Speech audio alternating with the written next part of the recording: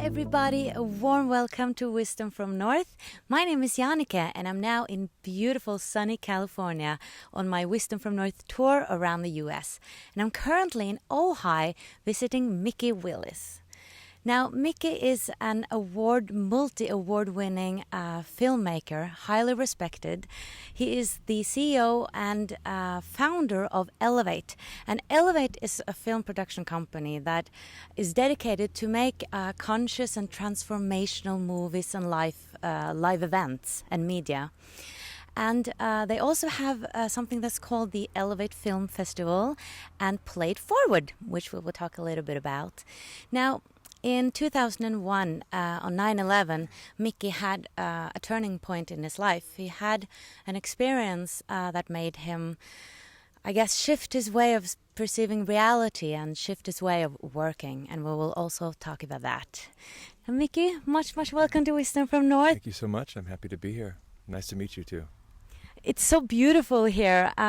You live at the top of the mountain and it's just perfect for this interview, I feel like. And on this trip, I've been interested especially and focusing on 9/11 because I was there when it happened and I was watching it and I felt so helpless. And seeing this tragedy, I was thinking, is there anything good that can come out of this? And then I came over your story and it really touched me, how we can transform, something so awful to something beautiful. Now, I would love for you to share that story. Yeah, thank you. Well, I would like to say that anytime you ask yourself that question, can anything good come from this? The answer is always yes, from any situation. And that for me was really the paramount lesson that I learned that day. Was that if I can see the beauty in that experience, where else can I see it in the world? And the answer has been everywhere. I mean, in the worst, tragedy that one can imagine, there is always perfection, divinity, and beauty in those situations. It's hard for us to see that, but in retrospect, sometimes years later, we look back and we realize, wow, that divorce or that situation, whatever it might have been, that being fired from the job or whatever was actually a very good thing that happened in my life. So it's coming into the mastery of kind of being ahead of time so that we can, in those moments, we can almost project ourselves into the future and know that this is happening for us and not to us, and be in the experience of acceptance now. So I just wanted to kind of start with that because that's really I really appreciate our fly friend here joining us for this interview. We're an all-inclusive company here, so we allow all types and sizes and insects to You're welcome. Us. Yes, thank you. So my experience in 9/11, to answer your question, I was in New York and really there to create a distribution deal for my first movie that I directed, and ended up, being there during this time and going down to ground zero and doing search and rescue and body recovery for 3 days. They allowed me to stay there, and it was, as you mentioned, definitely a life-changing experience. It brought into focus for me at that point in my life. I was. We're all material. We live here in this material world, and what we look like and things that we have is still important to us, and I'll probably die with that, still in my system. But at that point, it was much more, and I was really about making it and trying to get someplace, and I was competitive, and all of those things that Hollywood tends to breed. And what it did for me on that day was really, it was a great equalizer. I saw men and women of all races and of all financial, levels, colors, creed, all of that, just be brought to the same level of care. All that mattered to the people that were there were saving lives and seeing if we could uncover someone that was buried. And I watched that. There was no ego or rank or even the fire chiefs were at a level of being involved in such an extraordinary event that they were saying, help us, please help us. And that was an extraordinary experience for me, that and to witness, all the cars that were parked on Wall Street, the finest automobiles that money can buy, being demolished.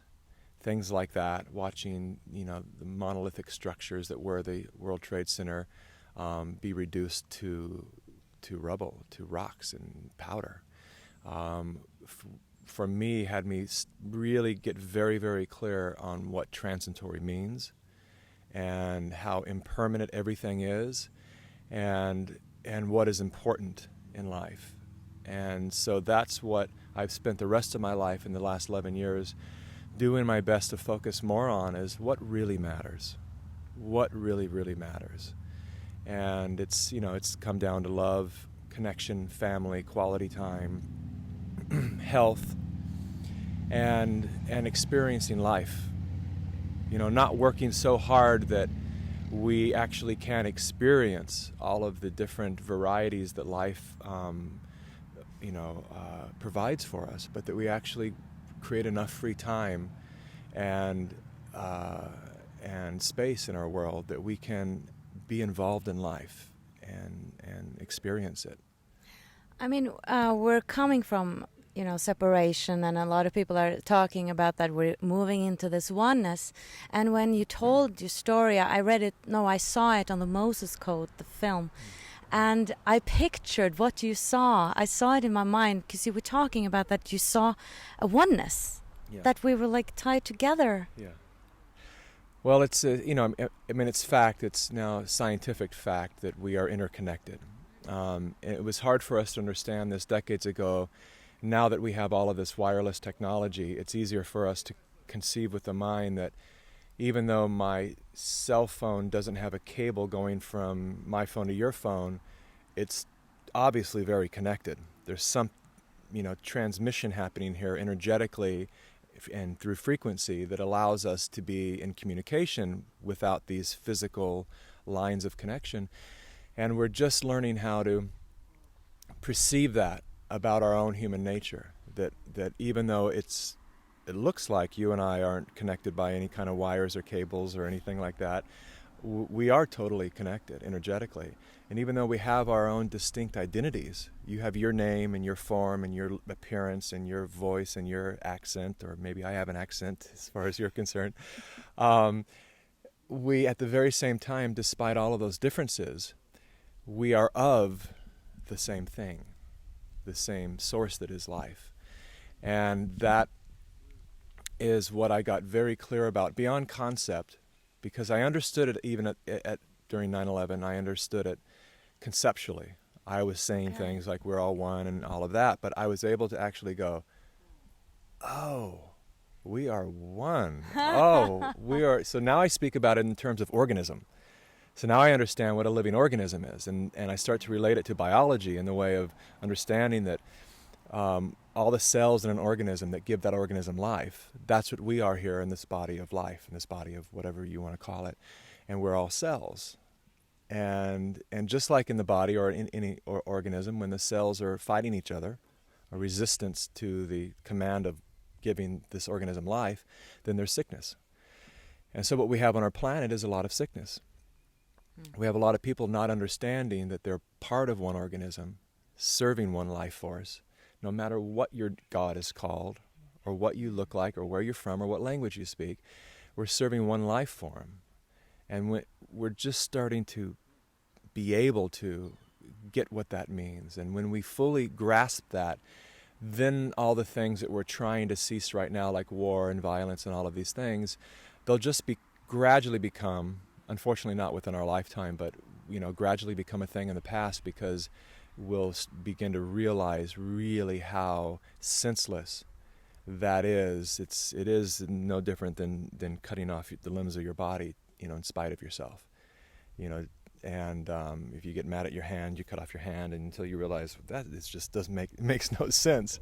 And that's as silly as that sounds. That is as senseless as it is when we are hurting each other and creating war. That was a nice picture. But do you think we need to have the experience? Like you said, like you had the experience, and before that it was just a concept.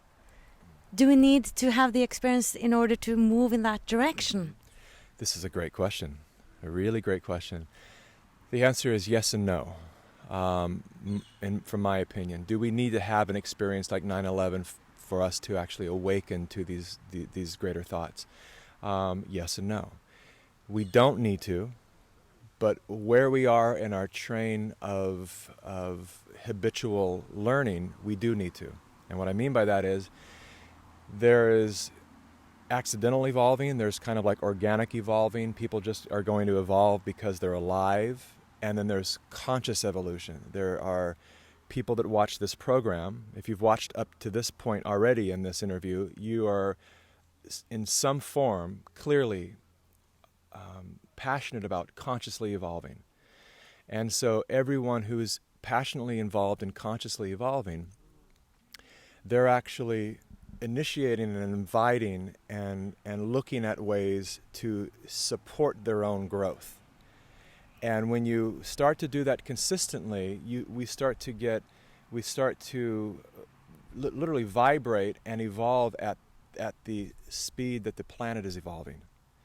When we're in our habitual state of finding distractions to avoid evolving, but to stay in a comfort zone, then something needs to come along to shake us out of that comfort zone.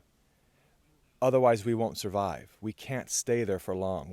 It's like we lag behind, and then nature just goes, wake up, and catch up.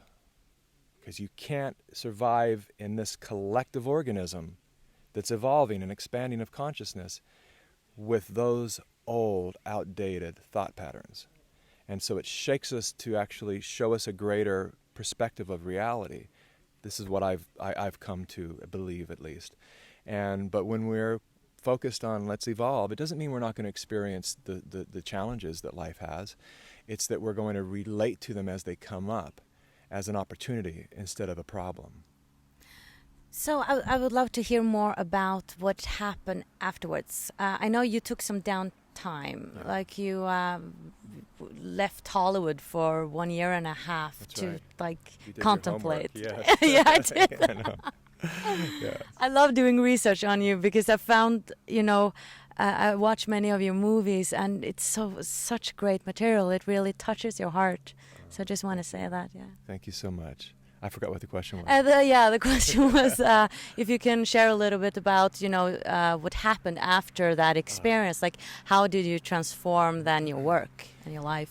Yeah, well, I went kind of through the natural progression of, the stages that we go through when we experience an accident. There's all these predictable stages, and one of the stages that I was stuck in for that 1.5 years was kind of the rejection of my industry, which was Hollywood. It was, I could suddenly see it.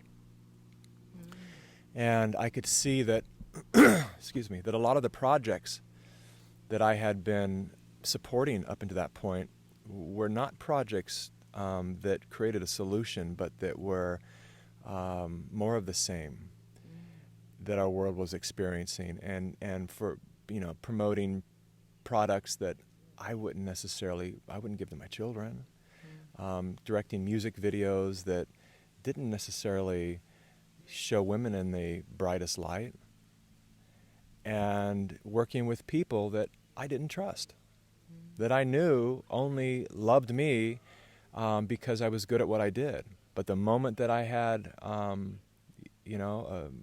lost my winning streak, I would be discarded. So I knew there was this impermanent kind of fragile relationships that I had, and I didn't want anything to do with it. So the first stage I went through was just, oh my God, what am I going to do with my life? Because I've been, from a very young age, I was very encouraged by my mother to be in the arts, and I was a singer in a band, then I was a model, then I was an actor, then an acting teacher, and then a director. And I thought, I don't really have the life skills nor the interest to go get a real job. what do I do with my life, really? And because I don't know where I can put my skills, that didn't seem like there was any league within Hollywood that supported someone who wanted to say the kind of stuff that we're saying today.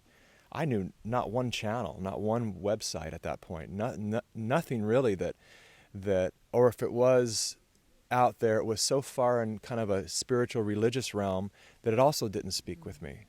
I didn't want to have to be that, because that's kind of, I respect that, but I don't want to have to, be that, suddenly change my, whole way of speaking and talking to please an audience that I'm not necessarily even schooled on, really.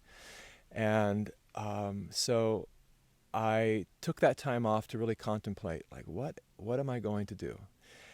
And I looked around for where to put my talent, where to put my passion, and I couldn't find a container for it. And it was really scary, but I ended up with a job to write a sequel to an iconic classic, a movie. I was asked to write and direct the sequel to the movie Easy Rider, which first I thought, this is a horrible idea.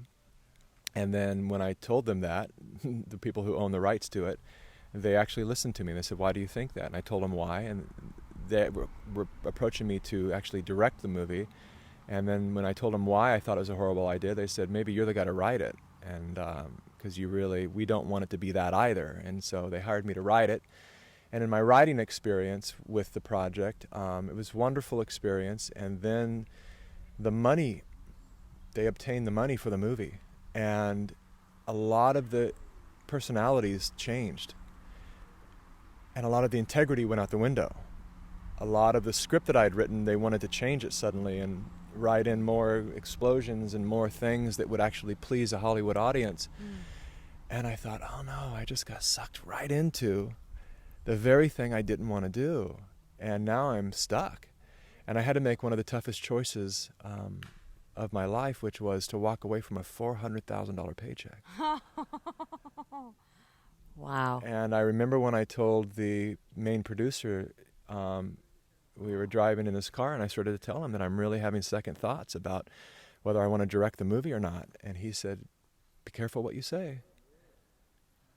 And I thought, just even that response to me was like, I don't want to be careful of what I say. That you can burn bridges. That's right.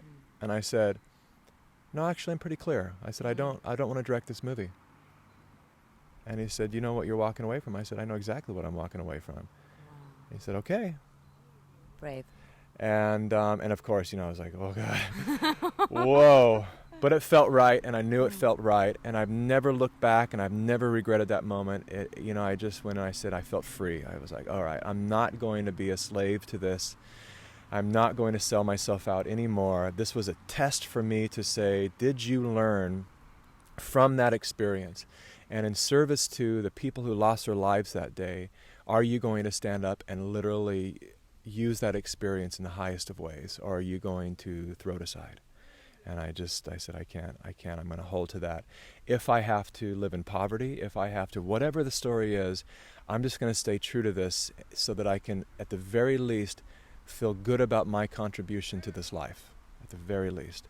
And lo and behold, from that moment on, the visions for Elevate, the visions for the festival, the visions for all of the things that we've created started to come through me. And I say that very distinctly because there's a major difference between the artists who feel that they're so clever that they are thinking of these ideas, and it's really not how it works. It's why when we see people accept an Oscar or a Grammy or whatever it might be, even people who aren't known publicly for being religious, they'll get up and just say, thank you, God.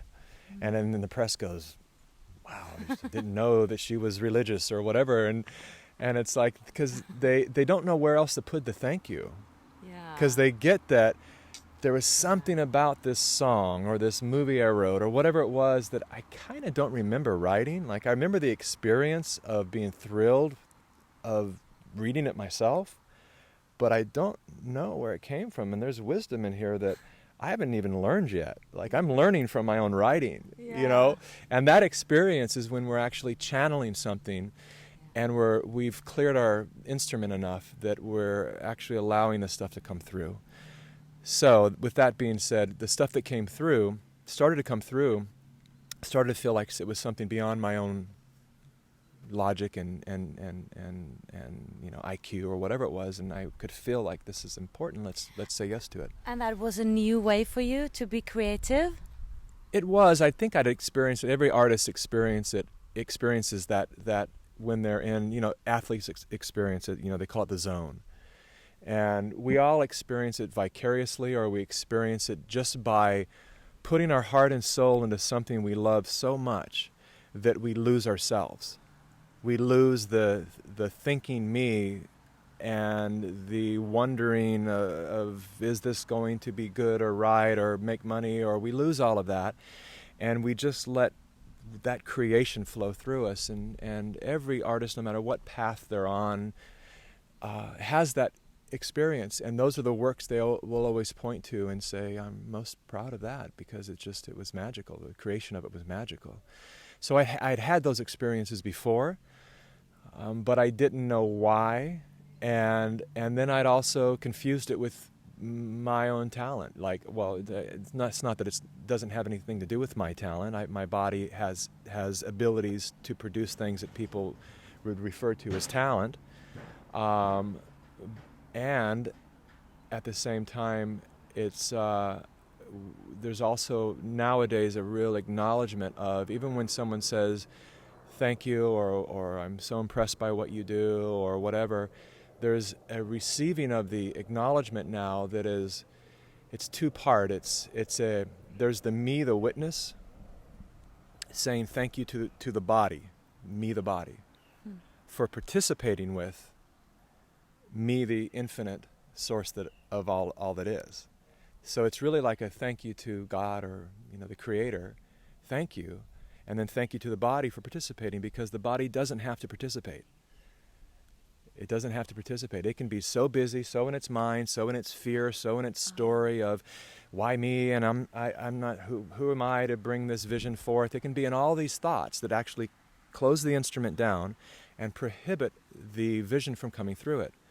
So I'm grateful for the experiences that I've had, for the tragedies and triumphs that I've experienced, that have left me aware just enough to be open, just enough to participate with the divine and what it wants to create through.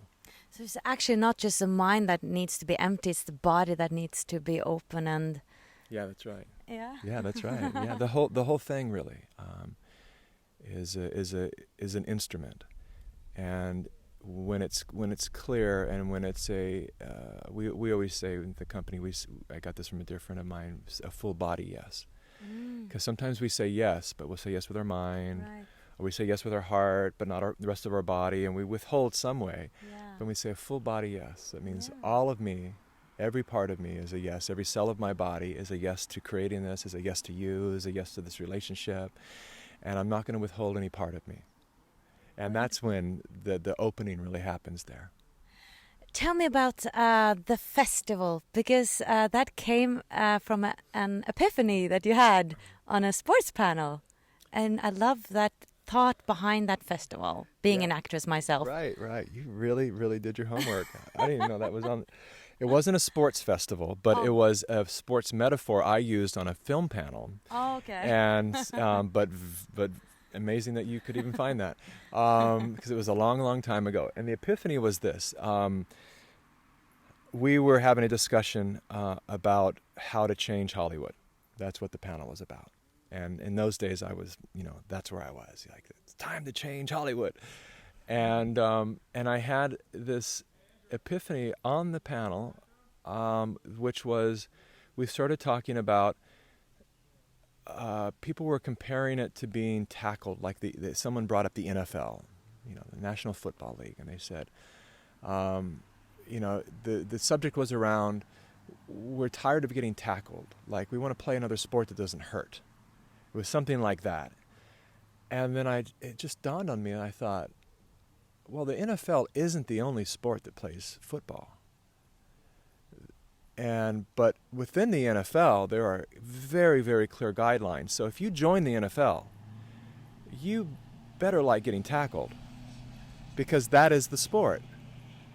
And what we were recognizing was that tackling is for some people. They actually want that impact. And they're young enough and durable enough, or whatever it might be, or have just enough aggression or stuff to prove that they actually want to have that physical impact. And then there's a group that want to play the same sport and enjoy the same sport without the physical pain or injuries. And I thought about it, and I thought of all the different leagues of baseball and basketball and soccer and football, and there's different leagues, and they're the same game but slightly different rules. And then I went, we need to create our own league. Why can't we make movies but create our own rules for those movies? Like, are we going to change the NFL? Are we going to do we really think we're going to, convince all of these people and all the fans and the players and whatever, we're not going to tackle anymore, guys, okay? We're going to play flag football. They would punch us. But it's like, it's not that we don't want to play a ferocious, amazing, intense game either. We do. There's just certain things that we understand no longer serve our bodies. And so let's create that league. And so, in essence, from that conversation, a bunch of people and myself, and we started talking about what would those rules be. And it was to take a deeper look at the hero's journey, which is the foundation of just about every movie ever told, every iconic movie ever told. You have Joseph Campbell has deemed it the hero's journey, but you understand the plight of the hero, and it could be definitely matched, and it is definitely matched to the mythology of our own lives. But does that mean we have to repeat that same mythology forever? Does it? Does it mean that we all have to battle the dragons and confront death do we have to? Or has that been the story of our past that's been told? And is there a new story in the future? And can we actually create from the future story as opposed to recreating the old story?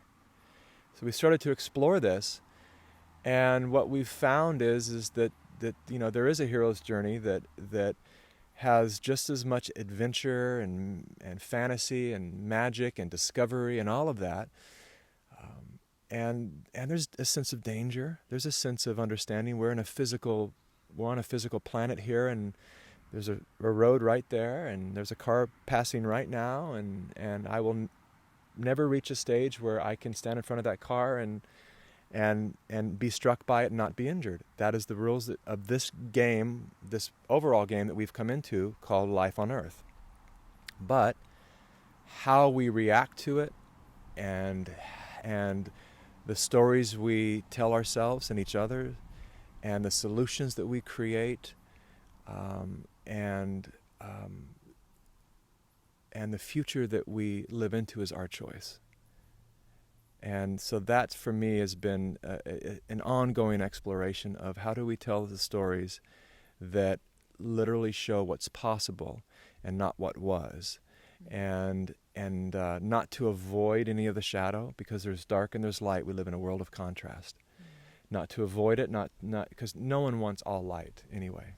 Some people say they do, but that's usually that's like the same thing that has people get addicted to drugs. They just want to feel good all the time. And it's not to say you can't feel good all the time, but it's to actually feel what you feel all the time is what's important.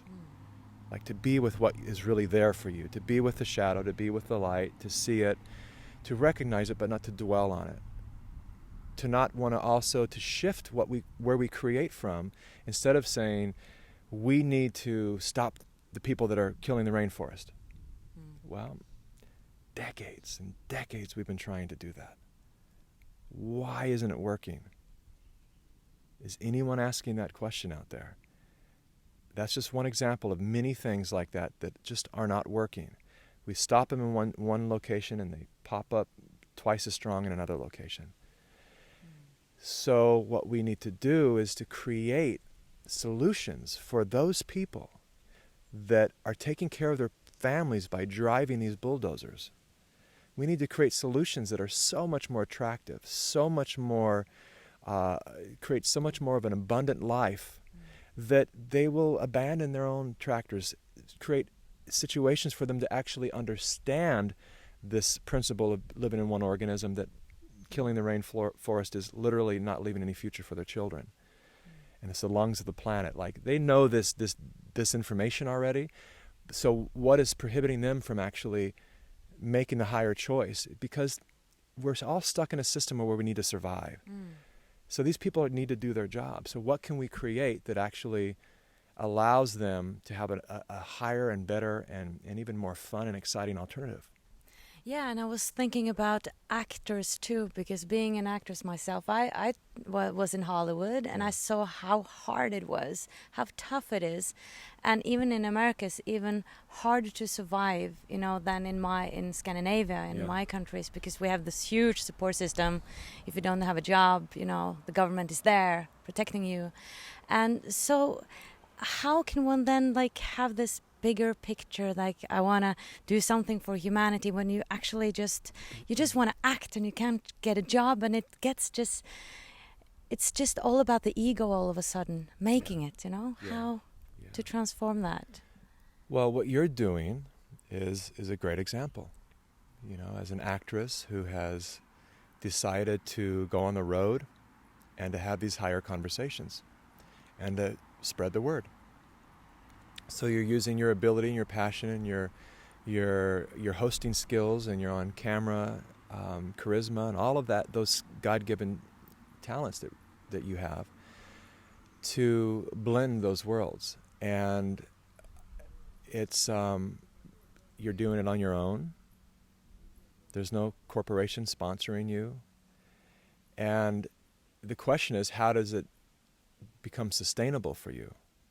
And that's the question that almost everyone's in right now, that is merged into this kind of a world. Because unless there is some financial support, there'll come a time where you'll say, I can't do this anymore. And a lot of directors and other actors and people have reached that stage. And it's a very tough stage to reach, because you go, after you've had an experience like this and your heart is filled with this, to go back to the old world and to have conversations that are just about hair color or whatever it might be, you start to just go, this doesn't work. I can't do this. You go home at night and you just go, I don't know if I can do this anymore. What is my next thing that I can do? And so we're reaching a point right now where we're coming out of this rejection that we've had for abundance, for money. And that's going to turn things around for everyone, because just like I had when I left 9/11 and I went, I reject Hollywood. I don't reject Hollywood. I love Hollywood. I've always dreamed of being in Hollywood. So it's not that I reject it. I understand now the principles of Hollywood. Hollywood is a store. Okay. That's it. And the stores will put on their shelves what people are buying. Makes sense. And if there's a brand of toothpaste, just because the owner of the store likes it, if no one buys it and it's taking up shelf space, at a certain point he's going to say, to keep my doors open, let me put Crest back on the shelf. Or whatever. Sorry, Crest. I use Crest, so it's okay. But Hollywood is a store, and the people are demanding the films that Hollywood's making. And obviously they're making hundreds of millions of dollars. And so obviously that store is going to sell, keep making what sells.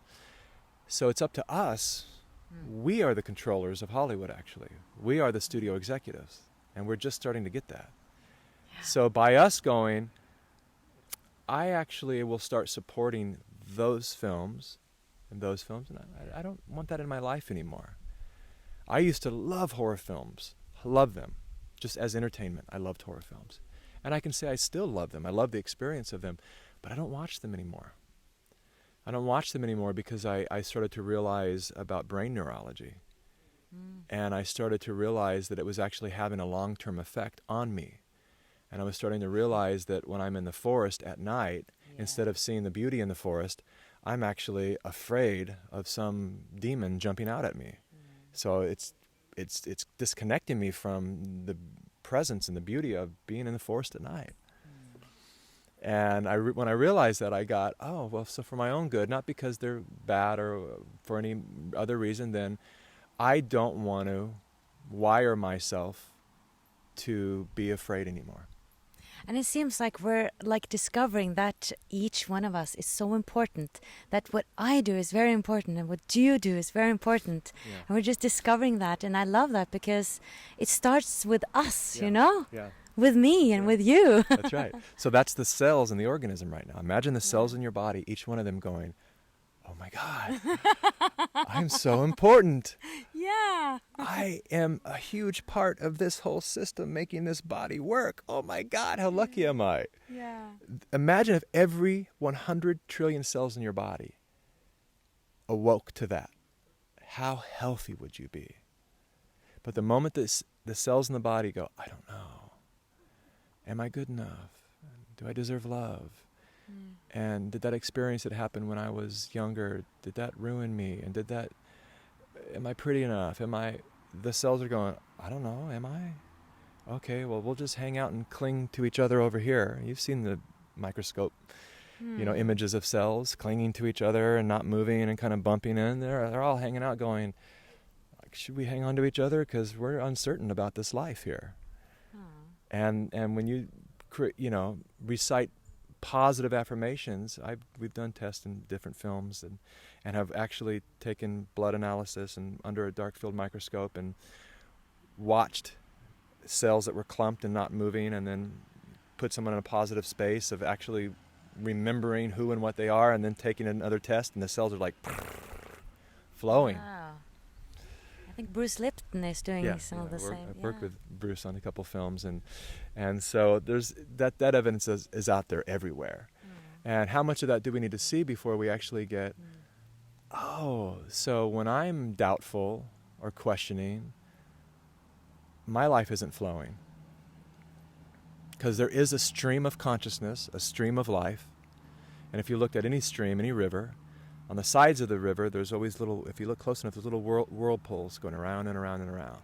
And that's the debris and everything that stacks up on the side. It's about getting in the middle of that flow and flowing, not swimming upstream, but flowing. But people they want to hang on to the edge because they're not clear, and they get in the whirlpools and their lives just start going around and around and around. And they wonder why, wow, this relationship is just like the last one and just like the one before. Patterns. And I'm going around and around. I'm getting dizzy and I'm getting bored. And then you jump into that stream and you go, I got it. So take a leap and have faith. Totally. You know, let go. Really let go. But you're jumping into the unknown. There's something I want to say about that. You're jumping into the unknown, but you're not jumping totally blindly.